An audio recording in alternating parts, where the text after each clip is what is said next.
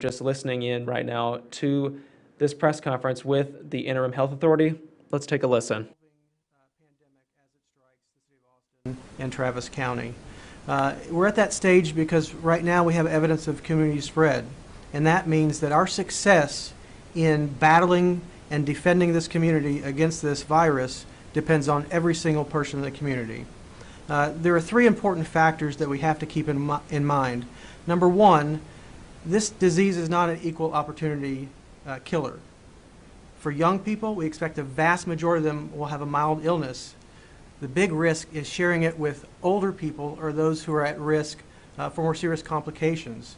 That's why it's critical that we heed the warnings and we check ourselves. That's number two. Before we go out, before we go shopping, before we go to the pharmacy, before we go to work, it's critical that we all check ourselves, check our symptoms.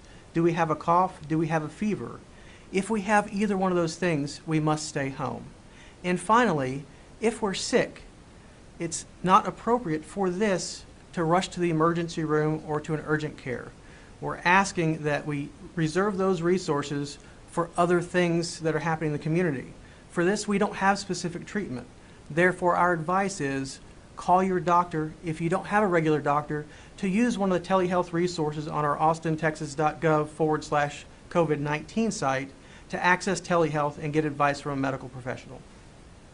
Dr. Escott, our first question from Community Impact newspaper is, now that the community spread is confirmed, as you just said, are there plans in place to alert members of the public who may have been in contact with someone who has tested positive, and how would that work? So we are still doing contact tracing on those initial cases that we have. When we can identify individuals who've been exposed, then we share that information. But earlier this week, when we announced that we were moving to phase 5 because we had evidence that we could have community spread at that stage, that was a warning to the community that if they go out into public, if they're amongst other people, there is some risk of exposure and spread. That's why we want people to be very careful about going out in public if they don't have to. Our second question, what about our current situation would need to change for you to recommend to Mayor Adler and Judge Escott that a shelter-in-place order is necessary? We've seen that in some areas of the country. California, for example, has told its residents to stay home for everything except essential travel. What would have to happen in our community for us to get to that point? Right now we're working very closely with our healthcare systems, with the Dell Medical School, looking at two things. Number one is modeling, and the other is our hospital capacity. And if we see any stress on our healthcare capacity to manage illness, then we will make the decision at that stage. Could you provide an update on testing, our capacity for testing? I think you provided an update 2 days ago, but any updates there on testing in the community? We are expecting additional testing capacity to arrive here soon, and we're hopeful that as early as Saturday we can launch community testing sites. Now I want to be very clear, this does not mean we have enough capacity to test everybody who wants to get tested at this stage. We still have to prioritize those who are at higher risk, those who are hospitalized, our healthcare workers, and our first responders to ensure that they have access because it's important for public health and for our infrastructure. And I should have mentioned that last question came from KView. Our second question from KView, can you explain what is happening with regard to contact tracing as you sort of outlined just now, but a few more details. Could you tell the public if any of these patients have been in public spaces?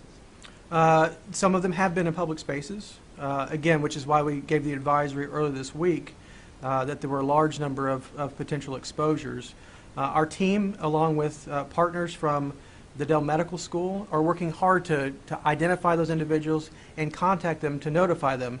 As the number of cases grow, it's going to be relatively impossible to notify every single person, which is why we've given the community warning that there could be exposure going on. The next question from the Austin Chronicle. Are any area hospitals experiencing any capacity issues at this point or shortage in supplies? In discussions with our healthcare partners, there's no stress on the system right now.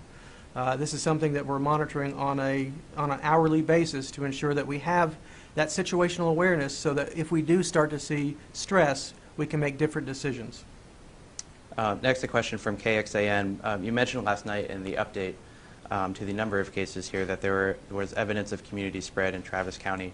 But the question is to what extent you're investigating. How many cases do you suspect are community spread, and what have you learned since that update last night?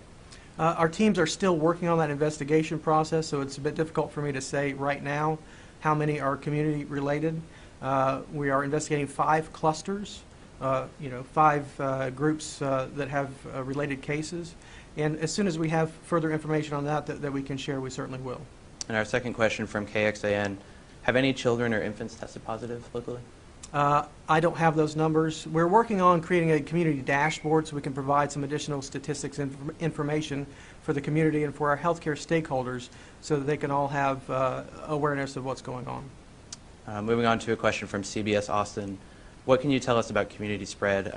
Actually, we've been through that one, and you've released some information there, so let's move on to their second question here. So despite the closures, we're seeing people gather at places like playgrounds, parks, and house parties in large groups. Is there any action you have considered, and is there anything you can do about that in your role and in the city and the county's role? Well, we've asked our law enforcement partners, our code enforcement, our fire marshals, to pay close attention to these gatherings.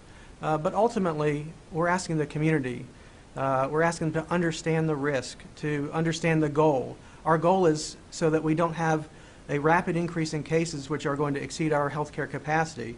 If we do, that could lead to unnecessary deaths. And so we all have to be strong together so that we can achieve this goal together of flattening that curve. A question from the Austin American-Statesman.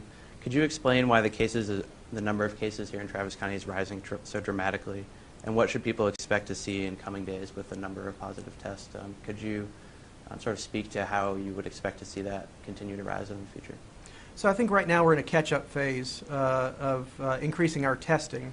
As we increase testing, our detection is going to increase. I would expect over the next week or so we're going to continue to see significant increases. What we're really focusing on right now is what's it going to look like in 2 or 3 weeks. We've implemented mitigation strategies much earlier than other places across the United States. Rather than waiting on hard evidence that we had community spread, we made the decision to act as soon as there was indication in the community that it could be happening. And I think those will serve us well over the next weeks and months to really help us flatten that curve. And our second question from the Austin American-Statesman. Personnel with AFD, EMS, and APD who have a fever are sometimes being told that they don't qualify for a coronavirus test. That's according to union representatives. Why is that, and is there anything being done to change that? I'm not aware of any specific cases like this. I will say that we have dedicated first responder testing centers because they are a high priority. And certainly anybody who has, who's a first responder that has symptoms consistent with COVID-19, we absolutely do want to test them. And you mentioned the catch-up phase in regard to the number of cases. We know the confirmed cases are at 41 as of yesterday. But as we're in this sort of catch-up phase, could you speak to how much larger that number could be right now, and by how much? That's a question from Fox Austin.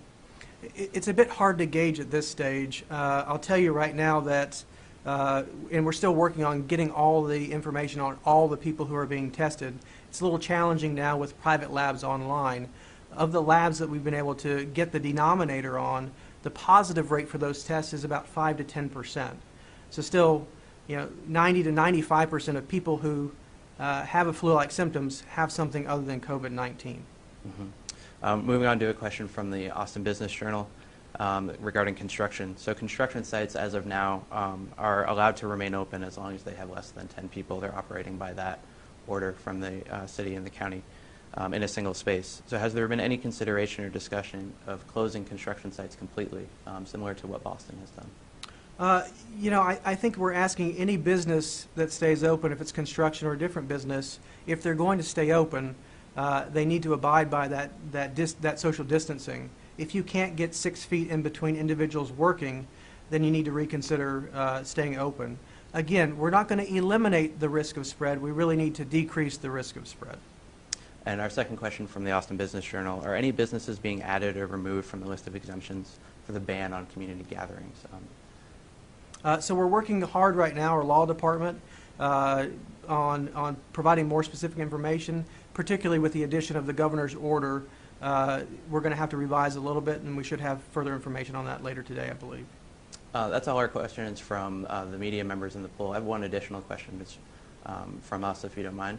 Sure. So is there anything in the future that could be done specifically for vulnerable populations? You mentioned this is not an equal opportunity disease, and is there anything, rather than a blanket limit on 10 people in a space, anything that the city, the county, and Austin Public Health can do to protect the people who may be most at risk? So we acted very early to really secure the nursing homes and the hospitals to try to protect them as much as possible. We do have a task force right now working on determining if there are further ways to mitigate the risk of spread and to strengthen our ability to provide support to those nursing homes and assisted living facilities to really do as much as we can to try to protect those populations. Again, it's critical that if you're sick, you stay home. If you're going to go out, to check your symptoms before you go home. Remember that if you're young and healthy, that the risk, your risk of having a complication is very, very low. The bigger risk for the community is if you share that with somebody else. So we're asking young people, stay home when you're sick. Stay home if you have even a cough, because that could be an early indication of disease. And finally, we have to protect our ERs. We have to protect our urgent care and our healthcare infrastructure. If you have mild symptoms, use that telehealth resource. Call your doctor so that we can work together to ensure that we have enough resources for those who need it. I just, in closing, want to say that our community has come together, and we are strong. And it's important that we harness that strength, that togetherness, that community attitude to get through this.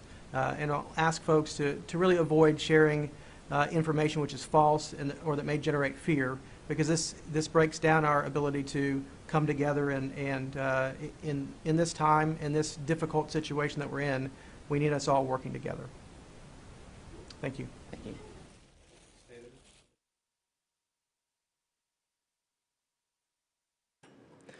Will Dupree once again here in the KXA Live studio. You've just heard an interview with the Interim Health Authority for Austin, Travis County, Dr. Mark Escott.